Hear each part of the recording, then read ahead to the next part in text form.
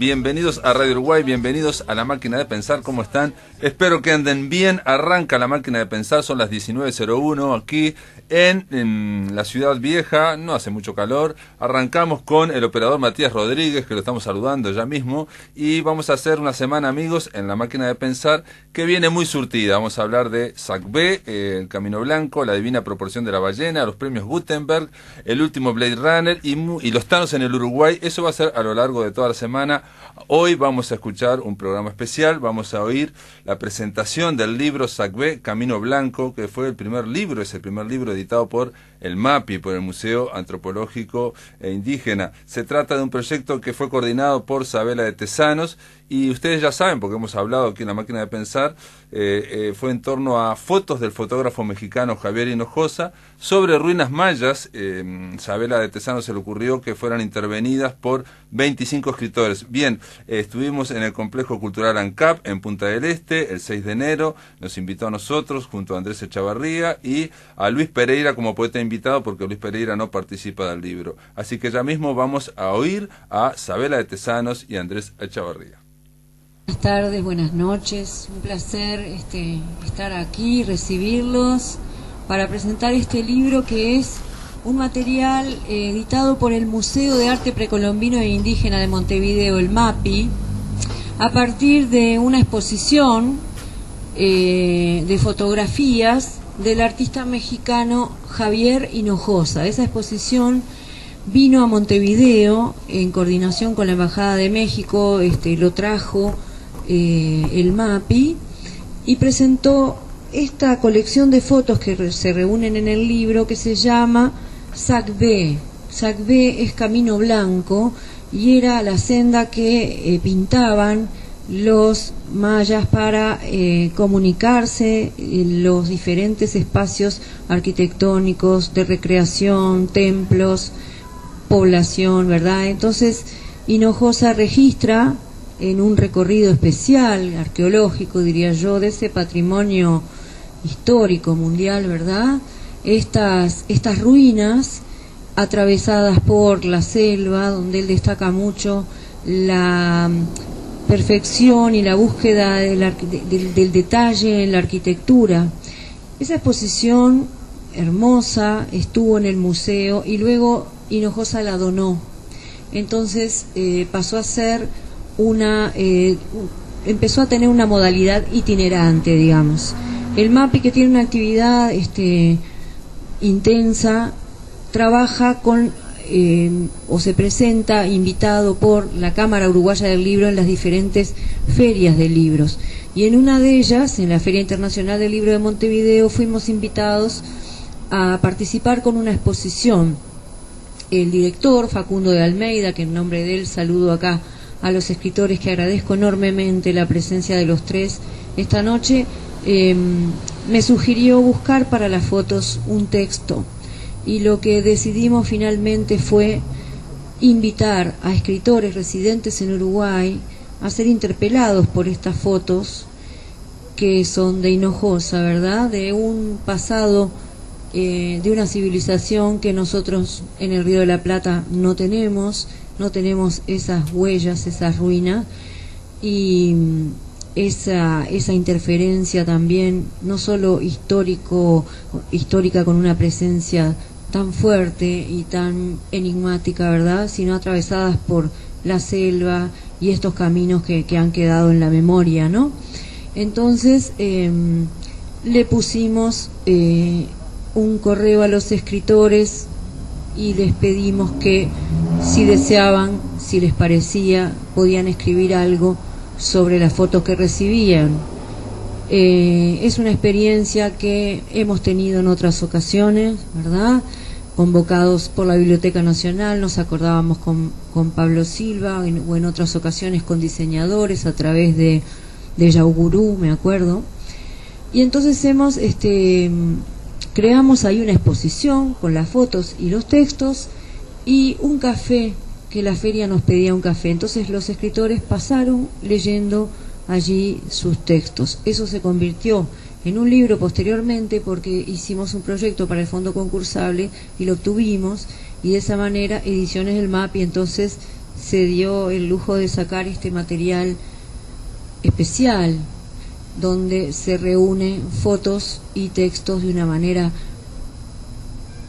yo diría, fronteras, ¿verdad? Fronteras inasibles por momentos, y a su vez esa cuestión que yo saco de María Zambrano, la filósofa, que habla del gusto por las ruinas, ¿no? El deseo de estar en el pasado, que las ruinas nos interpelan, que son enigmas que están en pie y que nos hacen dimensionar el presente de otra manera, ¿no? E ir hacia el futuro. Entonces, la riqueza de este material es el cruce insólito entre esas ruinas, esas fotos que son en blanco y negro hermosas, y lo que los escritores sintieron que podían escribir a partir de ella, ¿verdad?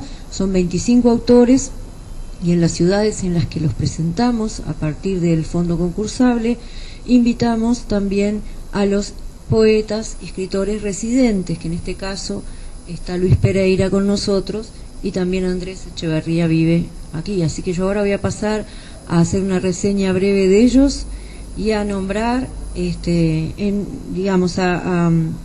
en nombre del museo, ¿verdad?, agradecer al municipio de Punta del Este, a Gabriel Lema, a Gabriela Sansevero de la librería El Virrey, y por supuesto el fotógrafo estuvo en Montevideo cuando se presentó el libro en Montevideo, y estaba sumamente tenía mucha gratitud por esta experiencia, ¿verdad? Más allá de como repito, que es un resultado, una compilación rara, ¿verdad? Yo creo que de ahí su belleza, me parece, pero bueno. Entonces voy a pasar a presentar a los escritores que hoy nos acompañan. Dos autores que están incluidos, como dije, Andrés Echeverría y Pablo Silva, e invitamos a participar a Luis Pereira como residente de ya hace unos cuantos años aquí en Maldonado.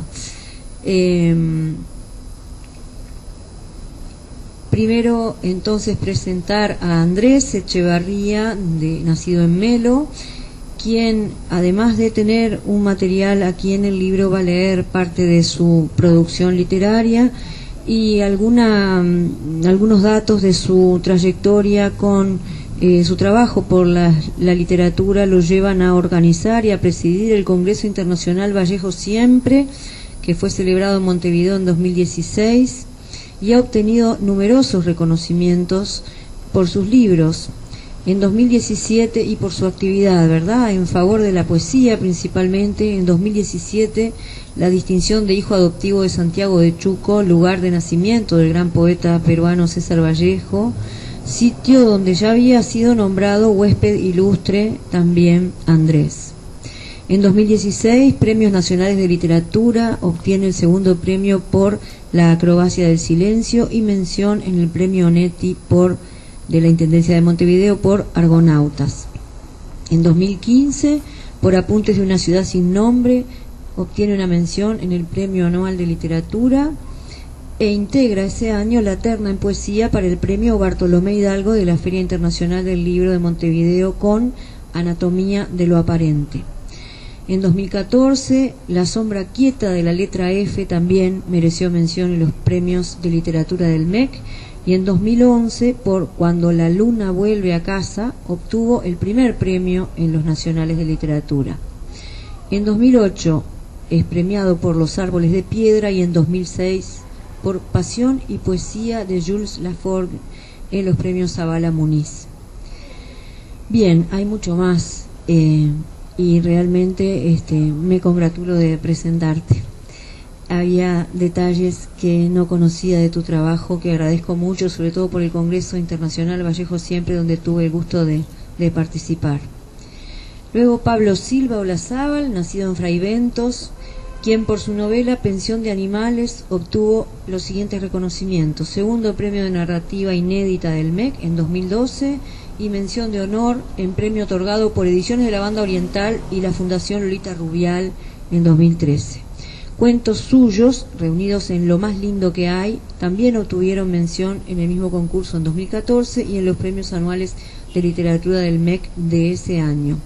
La huida inútil de Violetto Parson, novela, fue segundo premio en los anuales de literatura del MEC en la categoría Éditos 2012 y obtuvo también una mención en el concurso municipal de narrativa. Pablo es, además, periodista y gestor. Tiene un programa de radio que se llama La Máquina de Pensar. Y bueno, me quedo por acá porque también tengo mucho para decir. Compartimos en algún momento lo de Un Solo País, que fue una movida del Ministerio de Educación y Cultura, y también estuvo Luis, fue en el año 2005, y fuimos a varias ciudades del interior. Fue una experiencia lindísima, con libros, con venta de libros y escritores leyendo.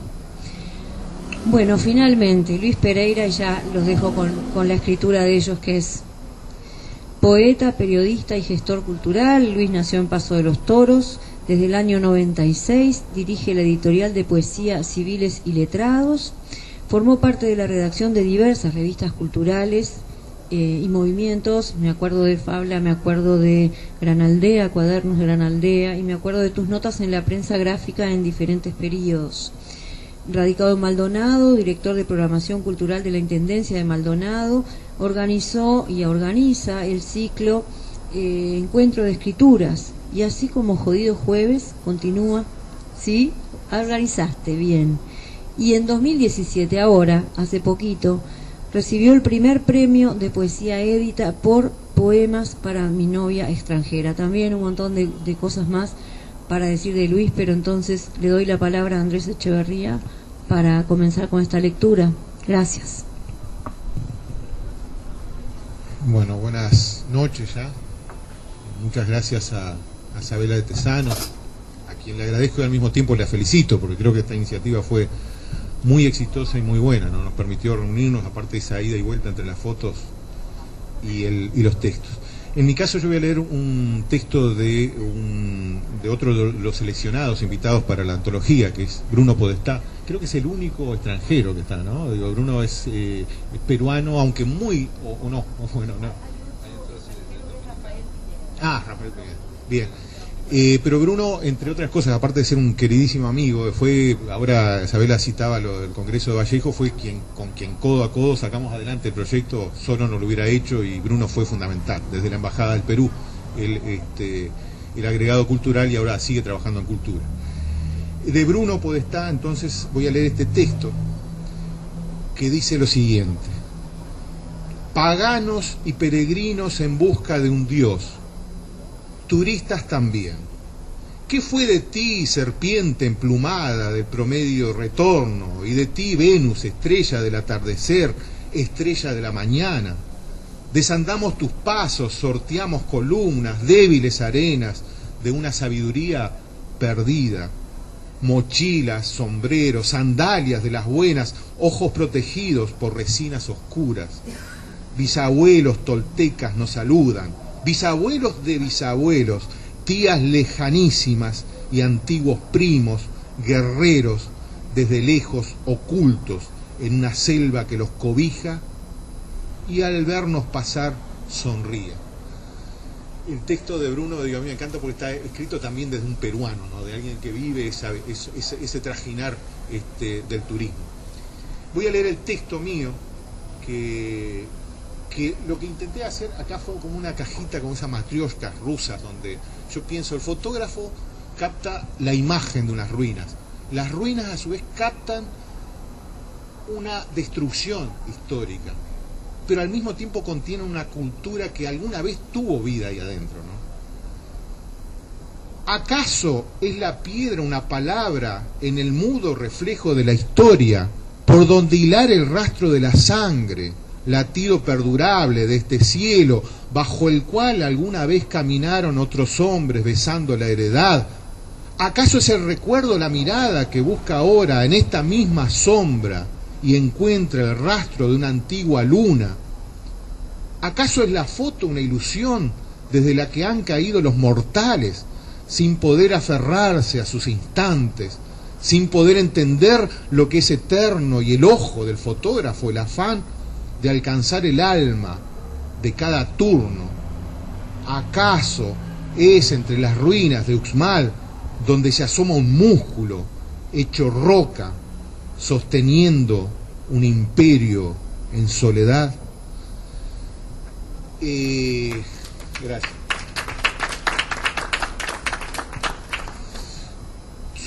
Bueno, la invitación era leer algún texto de los seleccionados, el propio que integró la antología, y algo de la obra propia. Yo voy a leer brevemente algunos textos del último libro que publiqué en Buenos Aires, que se llama Hotel de Solitarios Vaudevilles, que salió en el 2017. Todavía no se presentó, se va a presentar en la Feria del Libro ahora en abril de Buenos Aires. Y voy a leer algunos poemas inéditos que todavía no he publicado, ¿no? De Hotel de Solitarios Vaudevilles. A mí el libro lo que me inspiró a escribirlo es la experiencia del hotel, que es una experiencia muy indescriptible, tan indescriptible como lo que siempre intenta describir la poesía, ¿no? La poesía, yo siempre digo que es tratar de llegar más allá de lo que las palabras permitan. Y esa soledad del hotel, ese viajar solo, a mí me toca ir mucho entre Montevideo, Melo y Maldonado, he tenido la suerte de ir bastante al exterior, y esa soledad del hotel, digo, cuando termina la presentación de un libro, cuando uno está ahí encontrándose consigo mismo, es muy especial, ¿no? Voy a empezar por un poema que justamente no habla de la soledad del hotel, ¿no? Digo, sino de un encuentro. A veces, por suerte, las habitaciones tienen lindos encuentros también. Un ángel con alas de lluvia visitó mi hotel por la noche y el mundo estuvo vestido de instantes. Me obsequió los gemidos del aire, guiándome al mapa de su cuerpo. Un ángel con alas marinas me ofreció una página en blanco donde quise escribir su nombre. Pero no quedó el testimonio de las paredes, apenas el roce suave de sus alas. Un ángel sostuvo mi tiempo, se amacó sobre mí como un barco, como el barco de mi infancia maravillada, como el delirio de siempre, como todos los momentos en los cuales sentimos el peso del silencio en el vértigo perfecto. Un ángel visitó mi hotel y desnudó su geografía de edad femenina y perpetua, donde no pudimos decirnos, apenas sentir nuestros bordes. Un ángel sabe que si mira hacia atrás verá mi espera, pero no volverá a visitarme.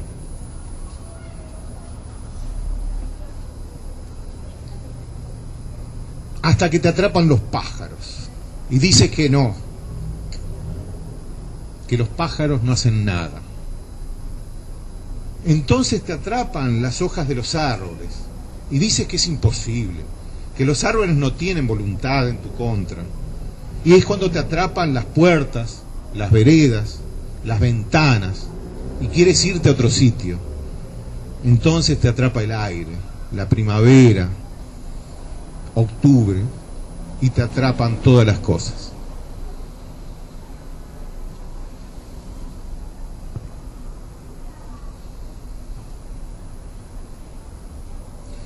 No sabía que en esta ciudad estaba escrito tu nombre, hasta que lo leí a unos metros de mi espalda, abajo y arriba de una cartelería desierta con anuncios viejos, en la huella del barro que nunca será moldeado, el cieno de aquel baldío en donde descansa una hamaca que nunca más será empujada, que no tiene pasajero.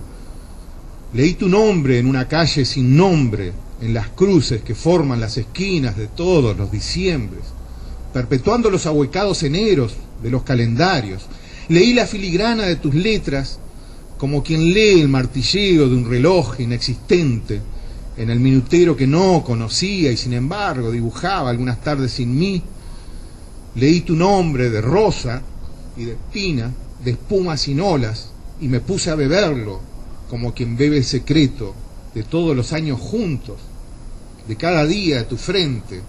Leí tu espina en el filo de todas las sentencias y tu rosa colgada en el aire de un verano abandonado, en la huida de todas las pausas que esperan en el zaguán, leyendo este poema ciego, sordo y en su derrota mudo.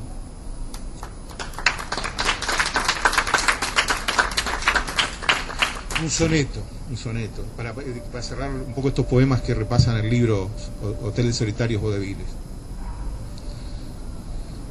Este poema es la sombra de un día, el agua fresca del grifo del baño, la descarga del inodoro, el caño que se lleva el orín, la cofradía, de café y tostada, es el desayuno y la ropa para irse al trabajo. Estos versos son el constante tajo que abre las mañanas, el oportuno asiento de un transporte colectivo con argumentos mudos, el activo despertar de una ciudad, la suerte de que en algún instante subversivo este poema explique el estar vivo y le gane a la inercia de la muerte. Amigos, continuamos escuchando la presentación del libro Sacbé, Camino Blanco, que hicimos en Punta del Este. Ahora continúa el poeta Andrés Echavarría. Voy a leer unos poemas inéditos. Estos poemas fueron escritos todos acá en Maldonado. En este último año, año y medio. Así que todos tienen la referencia del mar. Digo, tengo la suerte de estar al lado del mar, digo, y el mar con todo lo que eso significa, ¿no? Con el privilegio que tienen los queridos ahora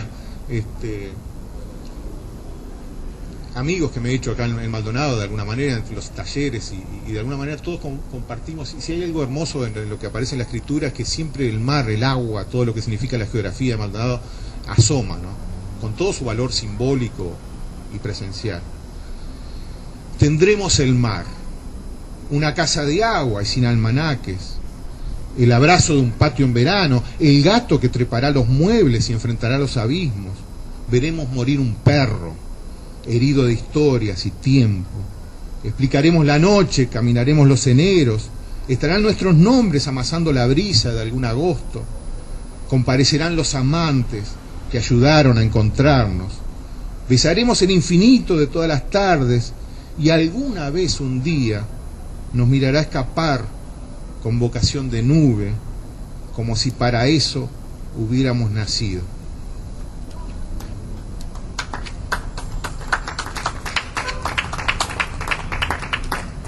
Renacer desde la llaga, una y otra vez, en la secreción infinita de una herida, morder el dolor como se muerde el aire, como muerde el condenado su castigo, sentir la sangre y el hueso, un colapso gris en la garganta, la lágrima de plomo que nos dice la pausa en la batalla y renacer, renacer de a pie y ya nacido, en un lugar que nos nombra, en el vehículo imperfecto de las cosas, en la noche, en la lluvia que cae, en la piedad de la insistencia que se revela a los almanaques y nos vuelve a renacer. ¿Cómo explicar la tristeza? A ver, podría decirte que la tristeza es un hueco, es aquel sombrero que hace mucho está sobre un mueble, o la hormiga que insiste en el pretil de la ventana. La tristeza podría ser esta tarde y su ejercicio de lo absoluto, o un poema sin nombre, la desesperación de un exilio, pero sobre todo la tristeza es ausencia. Es la gota que cae en la pileta y repite algo que no entiendo. También es la pileta y el resto. Es la razón de los rincones. Es el insomnio de las cosas. Un pánico contenido que nunca abraza, ni acaricia, ni dice nada. La tristeza también es un eco, como el reloj que no importa, como el mapa a ninguna parte. Es la canción que no queremos escuchar, porque duele y muerde o lame sin placer. Es cuando todo duele. Es el decir sin decirse. Es la palabra tristeza, así, tan nada y sin explicaciones. Leo este último.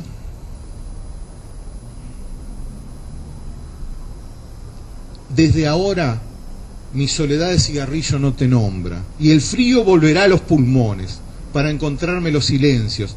Esta mesa otra vez se llamará mesa, y cada libro dejará de decir tu nombre.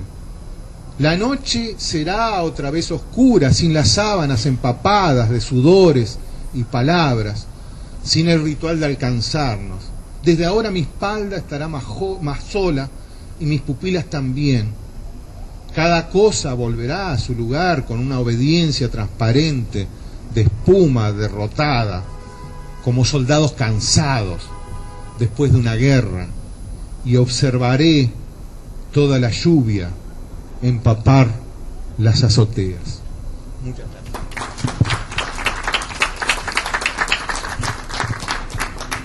Bueno, muchas gracias Andrés Echevarría por esta lectura estupenda.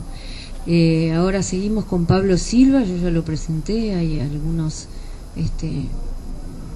nuevas personas que quiero avisar que estamos presentando este libro, SACB, Camino Blanco, ediciones del MAPI. Gracias. Gracias Abela, gracias a todos por estar aquí, acompañarnos, gracias a los colegas, a los compañeros de mesa, Luis Pereira, hace tiempo que no nos veíamos, y Andrés Echevarría, los dos poetas. Yo no soy poeta, claro.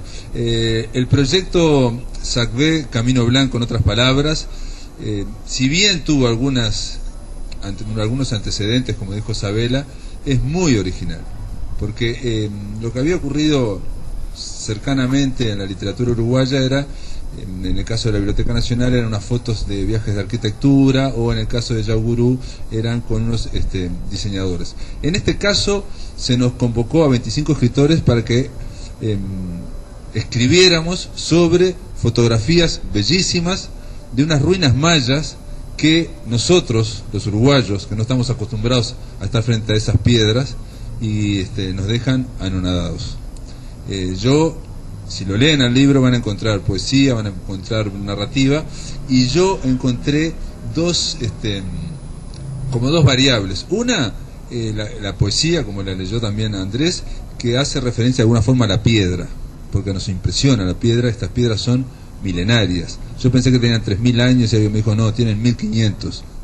Es lo mismo, ¿no? Estamos de acuerdo, ¿no? Para nosotros imaginarnos 1.500 años o 1.800 es lo mismo que 3.000, ¿no?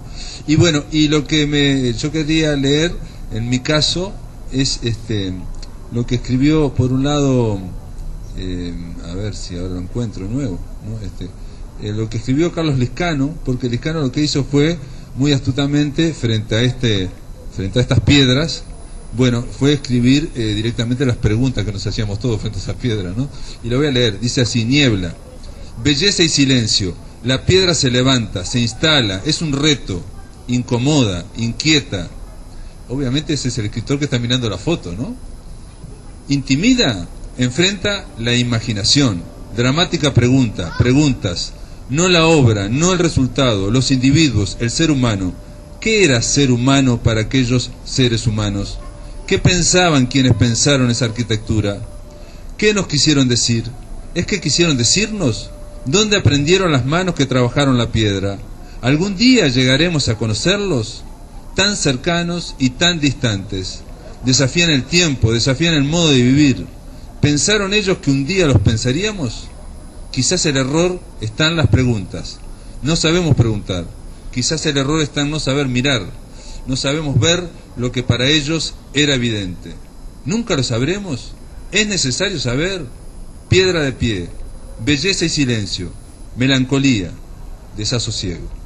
Esto era lo que escribió Liscano, y yo quería leer también lo que escribió una joven poeta, Paula Simonetti, que no conozco, pero que tiene que ver con lo otro, ¿no? En vez de la piedra, y se llama Imaginó de pronto, y dice así: imaginó de pronto el principio del mundo, y vio una casa sobre un campo inmenso.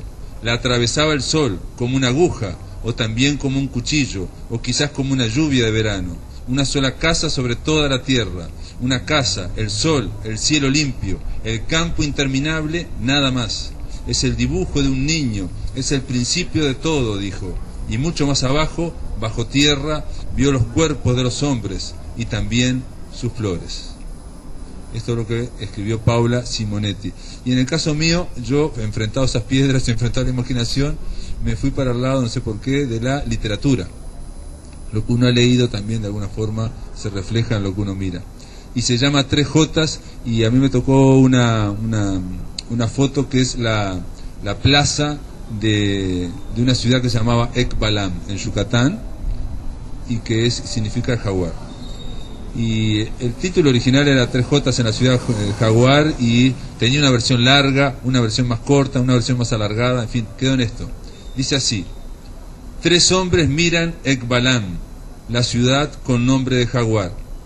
El primero se pregunta qué palabra se oculta tras ese animal.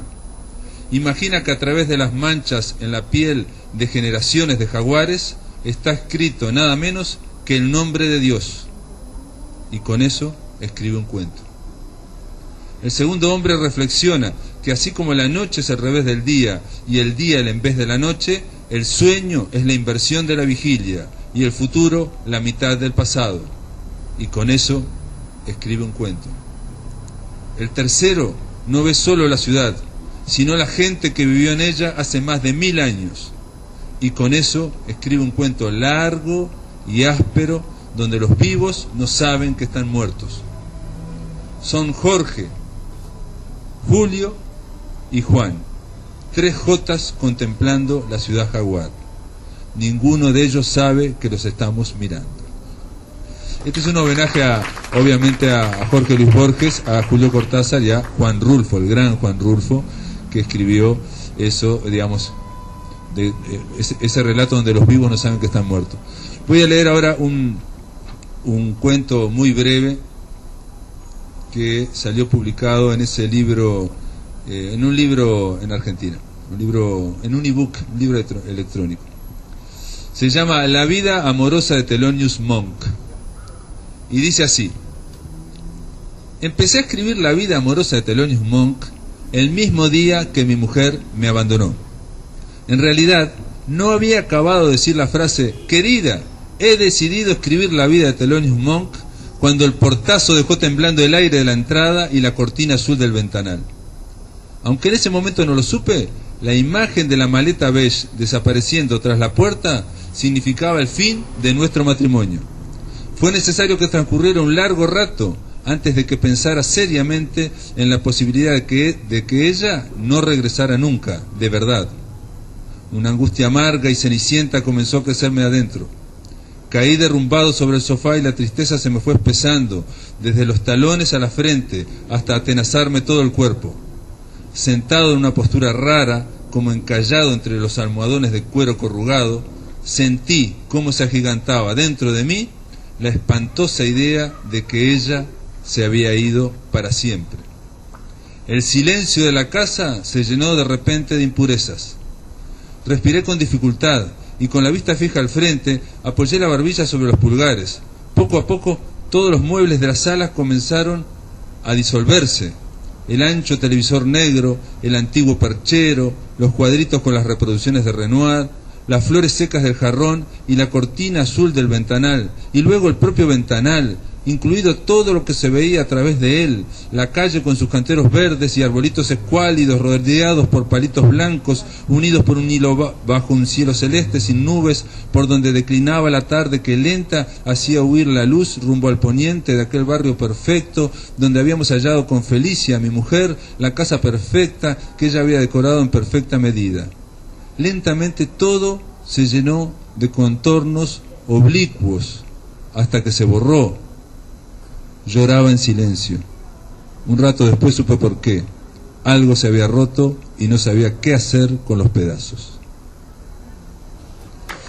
Bueno, y para terminar voy a leer uno, este es inédito y escrito hace muy poquito, y lo elegí porque por el tema del MAPI. El MAPI, se me ocurrió que tenía algo que ver con el MAPI, que es el Museo de Arte Precolombino e Indígena.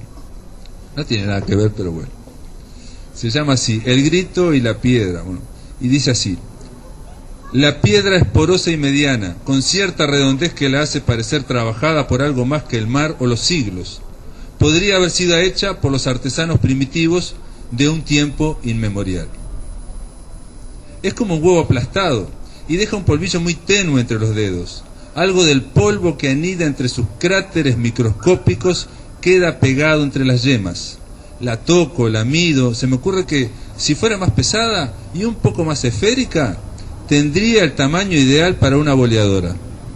Claro que necesitaría otra similar para completarla, o dos más si la boleadora fuera de las llamadas las Tres Marías, donde la tercera, la del medio, está atada con un tiento mucho más corto.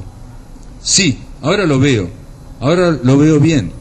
Tiene el mismo aspecto de las que he visto en algunos museos indígenas y gauchescos. Qué poco poético, ¿no? O mejor dicho, qué cosa más terrible. ser un arma mortal, destinada a quebrar piernas o patas, o a enroscarse en la garganta de algún cristiano y golpearlo en la frente con un chasquido seco de melón maduro y sanguinolento.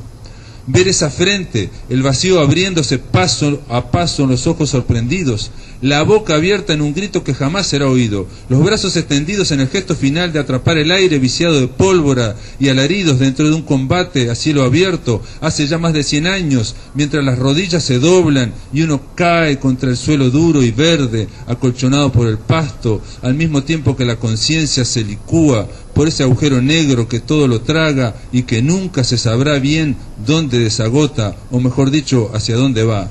No se sabrá nunca. En el aire de Radio Uruguay, La Máquina de Pensar.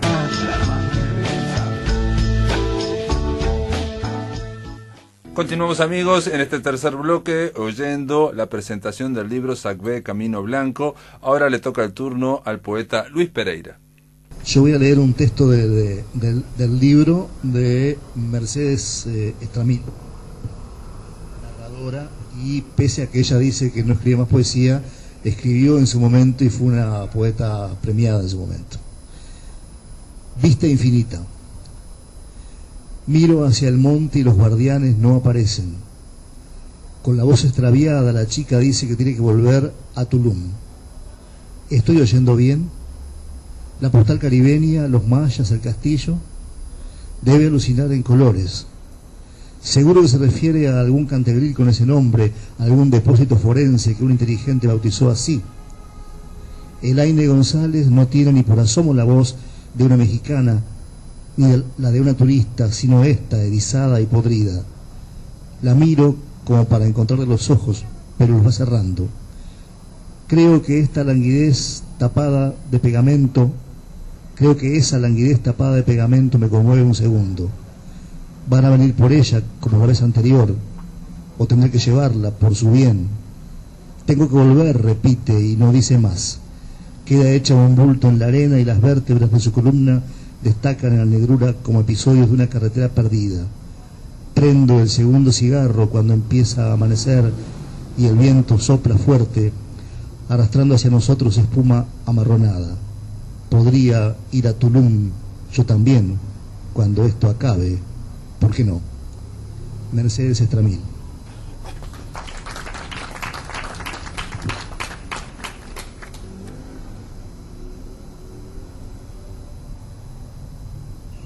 Y ahora voy a leer unos textos del libro que obtuvo el Premio Nacional de Poesía, que se llama el libro Poemas para la Opinión Extranjera, y que fue editado por Vox de Bahía Blanca, Argentina.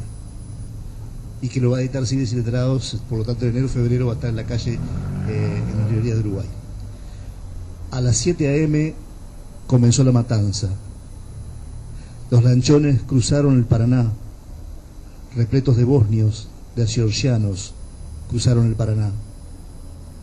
Por todas partes los cuerpos descuartizados, reliquias, relicarios, tus pies apenas calzados, las sandalias, corren por el descampado. A cada uno su matanza, amor.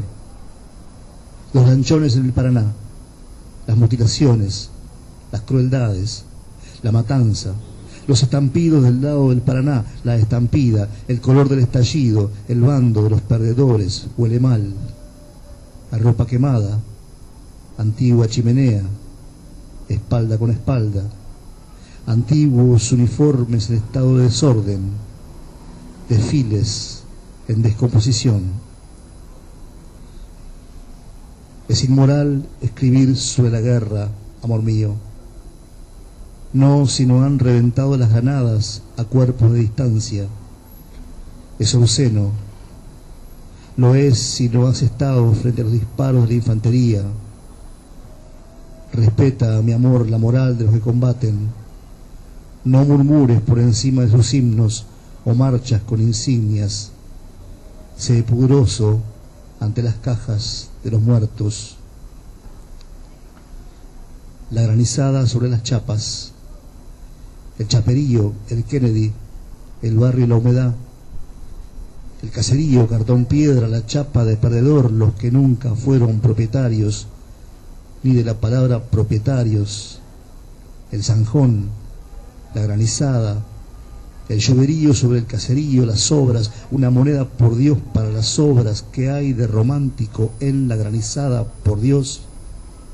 ¿Qué hay en el lloverío? Cuando todo se inunda, las muñecas, los juegos de mesa, la número 5, todo el traperío se inunda. Los animales de la casa entristecen. Lo espléndido es el momento del viaje. No cesan de pasar las aerolíneas. Un héroe se llama Tiradentes. Una dama pasea su animal. La mañana en el mercado público. El tren a la estación Farrapos. Hay historia de familia acá. Pienso en la muerte como un espectáculo de subido tono, como alguien que al cambiar de casa olvida las fotos de los aniversarios, como cajas de fotos de los aniversarios olvidadas, sin nadie que se asombre, se haga preguntas, interrogue los nombres, el porqué de los abrazos, de los rostros, de la felicidad. La muerte es eso, olvidar el rostro de los aniversarios, las causas fatales de la felicidad. Cajón de fotografías arrumbadas al pasar de las mudanzas, olvidadas encima del placar, ausentes de detalle, explicación alguna, como olvidar el nombre de la que sonríe. La soledad, los cruces, las misturas, la soledad de los que creen, la soledad en 1977, la calle Paysandú, lo transversal, lo que cruza, los ríos subterráneos, la foto del presidiario, los atuendos, los números, los armarios, el que van a colgar, la que violan, la soledad en 1977, lo que cruza, lo que se dibuja, se persigue, la soledad de los creyentes o inmortales, el color de las glicinas, la tumba, las plantas de jardín, los ríos espectaculares, el barrio del Cordón, el Copsa de las 7:30, lo que persigue, recortes de la prensa, la precariedad de las miradas, los poderosos ojos de la muerte, la vigilia, las palabras inseguras, la tempestad que inunda las veredas.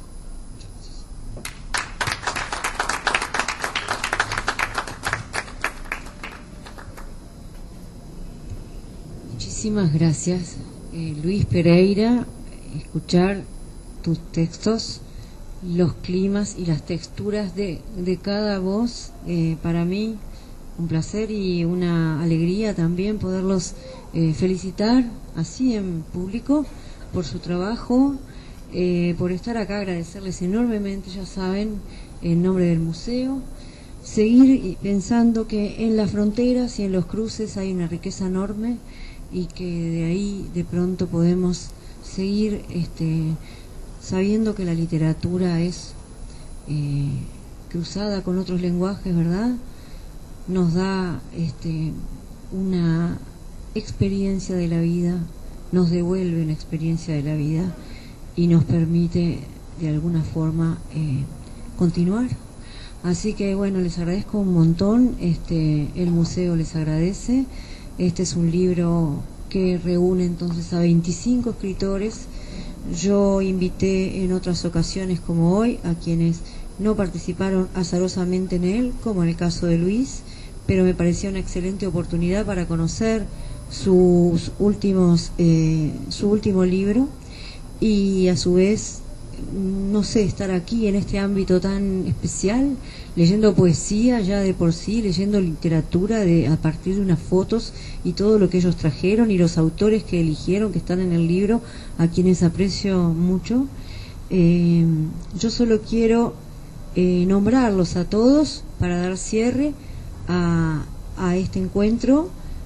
Javier Hinojosa, por supuesto, el autor de las fotografías, y nuestros escritores: Hugo Achúgar, Claudia Mengual, Roberto Aprato, Claudio Burgues, Mariana Casares, Jaime Clara, Rafael Courtoisí, Mercedes Estramil, Victoria Stoll, Elvio Gandolfo, Silvia Guerra, Luis Fernando Iglesias, Carlos Liscano, Roberto López Belloso, Claudia Magliano, Alicia Migdal, Álvaro Ojeda, Tatiana Oroño, Rafael Pineda, Bruno Podestá, Paula Simonetti, Daniel Umpierres y Ana Luisa Valdés. Todos ellos forman parte entonces de este material, que es el primer libro de ediciones del MAPI. Hay catálogos, pero no libro. Esto tiene entonces esa característica también. Estamos inaugurando una intención de continuar publicando como museo. Muchísimas gracias, de verdad, un placer. Amigos, espero que les haya interesado, les haya, bueno, por lo menos para mí fue un gran placer estar ahí. Agradecemos a Sabela de Tesanos, que la estábamos oyendo ahora. Es la coordinadora de este libro que se llama Sacbé, Camino Blanco, y que tiene una muestra itinerante en el Uruguay. Ha pasado en varios departamentos, estuvo en Mercedes, ahora recuerdo, y estuvo en Maldonado, y ahora en Punta del Este. Así que espero que les haya interesado ese libro. Se puede adquirir en el MAPI, y también decirles que me llega también una noticia de que hay otra presentación en Punta del Este. La Editorial Planeta está haciendo un ciclo de presentaciones. Estuvo entre ellos Carlos Callabec y su Hotel Levac, y este miércoles va a estar en el Museo Paseo de Neruda. Se va a presentar Cartas desde las trincheras de Sebastián Pans. Es una publicación, es un libro que a través de cartas, fotos y postales enviadas por los familiares recoge las historias de anónimos soldados uruguayos que fueron a pelear en Europa en la Primera Guerra Mundial, y la Primera Guerra Mundial, uruguayos escribiendo sobre la Primera Guerra Mundial, y hay otro uruguayo que escribió sobre las consecuencias de la Segunda Guerra Mundial. Me estoy refiriendo a Milton Fornaro, que acaba de recibir el premio José María Arguedas de Casa de las Américas de Cuba. Le enviamos una gran felicitación a Milton Fornaro. Realmente es un premio muy importante. Ustedes saben, Casa de las Américas. Esto implica, entre otras cosas, que en el correr de este año se va a publicar en Cuba el libro de Milton Fornaro, que se llama La Madriguera. No dije cómo se llamaba el título. La Madriguera tiene que ver con las consecuencias del Holocausto, tiene que ver con las consecuencias de la caza de nazis en Argentina, con Eichmann, y también con las repercusiones que hubo en Uruguay. Transcurre en dos planos la novela. Por un lado, en los años 50, en donde viene este comando de Eichmann a secuestrar a Eichmann del Mossad, pero pasan por Montevideo, y aquí en Montevideo también hay algunos sobrevivientes del Holocausto, que no todos son, digamos, puros y blancos y buenos, sino que hay una gran gama de grises que Milton Fornaro la relata de una forma muy sorprendente. A mí el libro me gustó mucho, lo entrevistamos en su momento, La Madriguera, pero sobre todo porque en un tema como el Holocausto es muy difícil decir algo nuevo.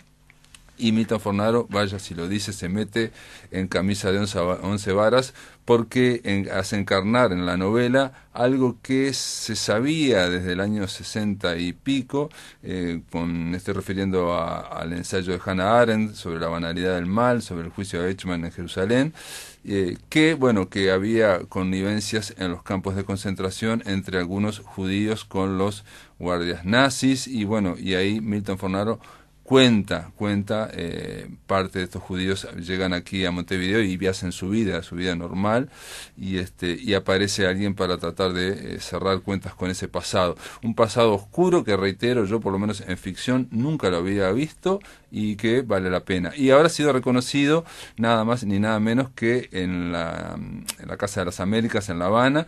Se ganó el premio literario que se va a dar el jueves 25, me dicen. Se obtuvo. Simplemente darle felicitaciones, reitero, para la literatura uruguaya, es un orgullo. También hay que decir que La Madriguera de Milton Fornaro se vende aquí en Uruguay, está editada por Alfaguara, y también fue editada, o ya ha sido editada en Buenos Aires, en Alfaguara de Buenos Aires, algo que no suele ocurrir con los sellos, ustedes saben, aunque sean transnacionales, no siempre pasan de país en país, sino diría que casi nunca. Así que nada, Milton Fornaro, le mandamos un gran apretado abrazo. La máquina de pensar se terminó, amigos, mañana continuaremos.